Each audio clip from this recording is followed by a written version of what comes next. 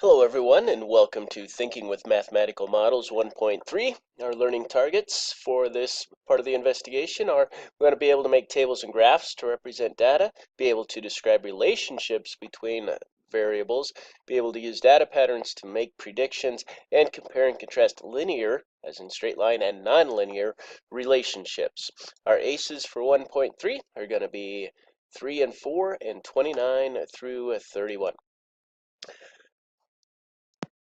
So far here in Investigation 1, we've been talking about bridges, and if you'll notice, most of these bridges have a bunch of triangles within them, okay? Triangles make things very strong. If we didn't have these, if we just went with squares around here, our bridges, roller coasters, cranes, things would not be as strong. Having these triangles built in really helps strengthen them up. I was going to show you a video here, but the audio is not working on it. So just keep in mind that we use triangles to make strength.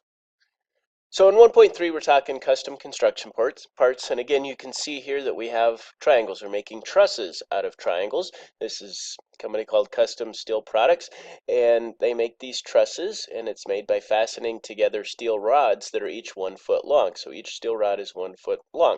This shows a 7-foot truss made from 27 rods. So if you went through and counted all the rods that are here, you'd find out that there are 27 of them, and that this truss spans 7 feet. The manager at CSP, otherwise known as Custom Steel Products, needs to know the number of rods in any length of truss a customer might order.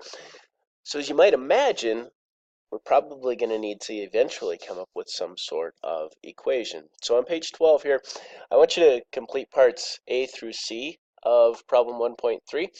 And these tables are available for you on your homework rubric that I hand out to you. So the tables here, graphs here, this is for part A, and then there's another one down here for part B. This is on the back page of your homework rubric. If you've not gotten one of these yet, please look me up and I will get one of these for you. So it says copy and complete the table below. There's some sort of pattern going on here that you need to be able to complete. And once you've completed that pattern, go ahead and graph your data on this table. Then describe the pattern of change in the number of rods used as the truss length increases. And how is that pattern we described shown in the table? How is it shown in the graph? So how do we visually see that? Then in the next part, how many steel rods are in a truss? 50 feet long, and by counting the triangles she could see for any length, Jenna says she figured out a pattern for the number of rods. For overall length 7, she sees 7 triangles and 6 rods connecting these triangles. So she writes 7 times 3, because it takes 3 rods to make a triangle. 7 times 3 plus 6 equals 27 for length L. So she writes N for number of rods equals 3 times L plus L minus 1. Explain where she gets the 3L and the L minus 1 in her expression. Then in part B, now instead of triangles, we have some squares here. These are different size steps. Again, we want to complete the table based on the patterns that we're seeing and make a graph. And then describe that pattern of change. How's the pattern we described shown in the table? How's it shown in the graph? How many steel rods are in a staircase frame with 12 steps? Explain how you could find this number without drawing the staircase frame. Then in part C, it asks, how is the pattern in question A similar to the one in B? How is it different? Explain similarities and differences shown in the tables and graphs. And these are the tables and graphs, so now you have all the answers. Part D, if you get a chance, review this, read through it, compare its similarities and differences again with our bridge experiments from 1.1 and 1.2.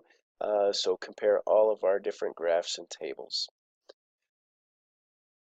A couple of terms we need to make sure we understand. Direct variation means that we're going to have a linear graph, and an inverse variation, it's going to be nonlinear, and it's going to be a curved slope. It will never touch the y-axis, and it will never touch the x-axis when we're dealing with our inverse variation.